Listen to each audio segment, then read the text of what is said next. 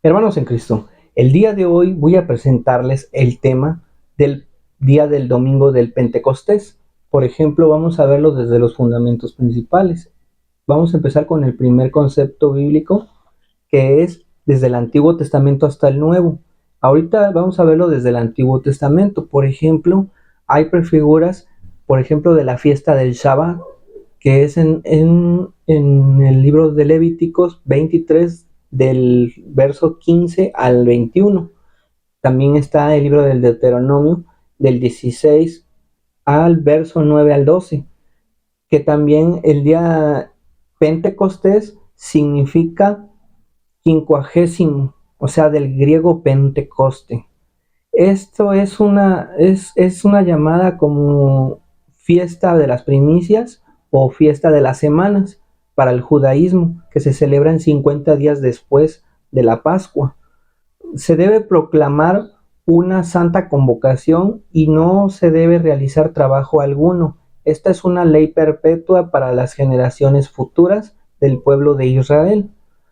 También conmemoraba la entrega de la ley en el Sinaí y también era una fiesta agrícola. Ahora vamos a ver una tipología. Tipológicamente el día del Pentecostés o la palabra el Pentecostés en el cristianismo es la culminación espiritual de la Pascua como la ley para la liberación de Egipto. Son prefiguras. Por ejemplo, también lo vamos a ver ahora desde el concepto del Nuevo Testamento. ¿Qué nos habla el Nuevo Testamento sobre el día del Pentecostés? Ahí es un poco más claro. Por ejemplo, en el libro de los Hechos, en el capítulo 2, versículo del 1 al 13, ahí narra toda la situación de el descenso del Espíritu Santo sobre los apóstoles que están reunidos en el cenáculo. Ahí se manifiesta como un viento y los apóstoles les aparece unas lenguas de fuego arriba de sus cabezas, que es el don de lenguas, y es considerada también esa parte como el nacimiento de la nueva iglesia, que es la iglesia en Cristo Jesús. Ahora, también nos vamos en el capítulo 24 del Evangelio según San Lucas, verso 49 y en Hechos 1:8, donde Jesús promete el envío del Espíritu Santo. También en Juan capítulo 20, versículo 22, Jesús sopla sobre sus discípulos en una anticipación teológica el Espíritu Santo. Igual, también lo vemos en el capítulo 2 del libro de los Hechos, en el verso del 14 al 41, donde Pedro da su primer discurso y en él se cita a Joel 3 y que proclama la resurrección del Señor Jesucristo. Y 3,000 personas se convierten ese día. Incluso habla sobre el tema de la iglesia. Dice que eran los que se agregaban para la salvación. Igual lo vemos en Gálatas 5, 22, 23, en donde describe los frutos del Espíritu Santo. Y en Primera de Corintios 12 y Romanos 12 también hablan sobre los dones carismáticos otorgados por el Espíritu Santo. Ahora, vamos a dar unos pequeños ejemplos de los carismas del Espíritu Santo. Por ejemplo, el carisma de la profecía. El carisma de la profecía es la capacidad de anunciar el futuro o recibir revelaciones de Dios. También está el don de lenguas, donde la capacidad de hablar es en lenguas desconocidas. También la interpretación de lenguas, por ejemplo, es la capacidad de interpretar las lenguas desconocidas. Las curaciones, por ejemplo, como Pedro que hace la curación. Y esa es una capacidad de sanar enfermedades. Decían que hasta con la sombra. Y también la fe es uno de los ejemplos de los carismas del Espíritu Santo, que es la capacidad de creer en Dios y sus promesas como una fuerza excepcional. Ahora también los milagros, por ejemplo, también hubo ciertos milagros, que es la capacidad de realizar actos sobrenaturales, como San Pablo cuando curaba hasta con su pañuelo. También el discernimiento de los espíritus, por ejemplo, saber tener la capacidad de distinguir entre cuáles son los espíritus buenos, que son el espíritu de Dios, y lo que no es de Dios, que son los espíritus malignos. Esa es la capacidad de discernimiento. Ahora vamos a ver las características de los carismas, por ejemplo, que son reglas del Espíritu Santo. No son talentos naturales ni capacidades de adquirirlas, sino dones que Dios da a través de su Espíritu. Y también son para el bien común. No son para el beneficio personal de quien los recibe, sino para edificar a la iglesia y promover el bien de los demás. No son necesarios para la salvación también, porque los carismas no son un requisito para ser un cristiano verdadero, ni para obtener precisamente la salvación. Se manifiestan en diversas formas también. Por ejemplo, no todos los carismas son iguales, ni se manifiestan de la misma manera en todos los creyentes. Por ejemplo, se enraizan en los dones del Espíritu Santo, los cuales son 7. Los carismas son manifestaciones de los dones del Espíritu Santo. Por ejemplo, son 7 y estos son: 1, la sabiduría; 2, la inteligencia; 3, el consejo; 4, la fortaleza; 5, la ciencia; 6, la piedad; y 7, el temor de Dios. Ahora, ¿qué relación hay entre los carismas y los dones del Espíritu Santo? Bueno, pues los dones del Espíritu Santo son las bases sobre las que se edifican los carismas. Por ejemplo, los dones son la capacidad de la persona para poder responder a ese llamado de nuestro Señor Jesucristo, Dios, mientras que los carismas son las manifestaciones exteriores de esa capacidad a través de la gracia especial del Espíritu Santo, ¿sí? Ahora, ¿qué nos dice el magisterio acerca de esto? Por ejemplo, en los documentos principales que son el Catecismo de la Iglesia, está también en los numerales, por ejemplo, en el 731 al 732, en donde nos enseñan que el Pentecostés es como una manifestación de la Santísima Trinidad y el comienzo de la evangelización. En el numeral 1287 enseña sobre la relación entre el Pentecostés y el sacramento de la confirmación, ya que ahí se adquiere también el Espíritu Santo. Ahí nos confirmamos como cristianos. Por ejemplo, también en el numeral 2623 enseña que el Espíritu da vida a la oración de la Iglesia. Ahora, ¿qué nos hablan los documentos?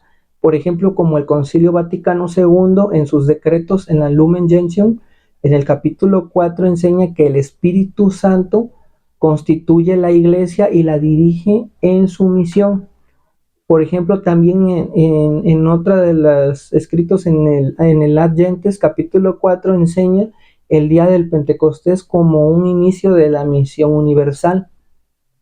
Otra de las encíclicas, por ejemplo, el Dominum et Vaticantem de San Juan Pablo II, es una profunda reflexión sobre la acción del Espíritu Santo desde el Pentecostés hasta hoy.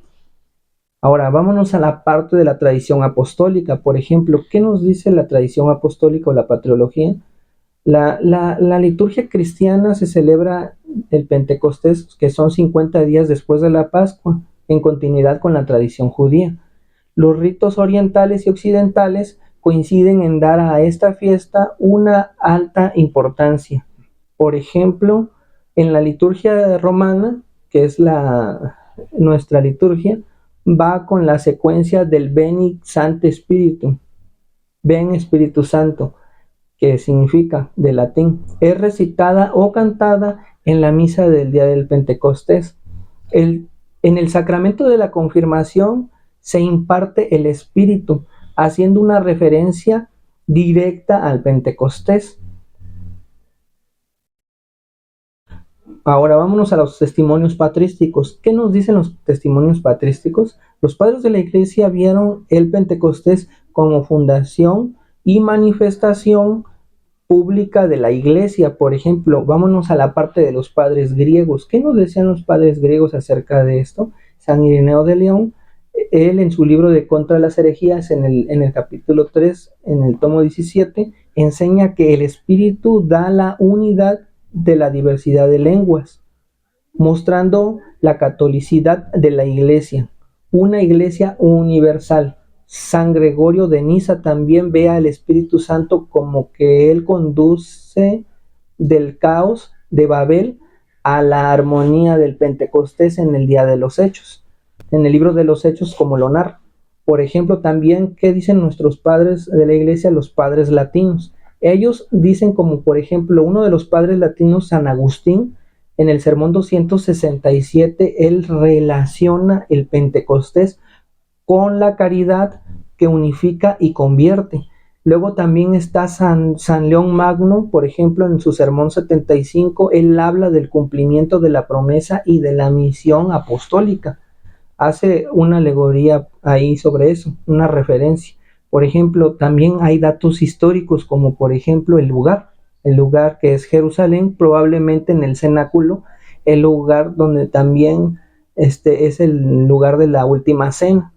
La fecha, pues aproximadamente entre el año 30 y 33, que fue el tiempo en el que fue la vida pública de Jesucristo hasta su ascensión, y de ahí a los 50 días después de la resurrección, que también tiene un efecto social. ¿Y cuál es el efecto social de eso? Sobre la predicación de los apóstoles, que en diversas lenguas provoca el primer movimiento de la conversión masiva y la creación de comunidades cristianas en Jerusalén y fuera de ella.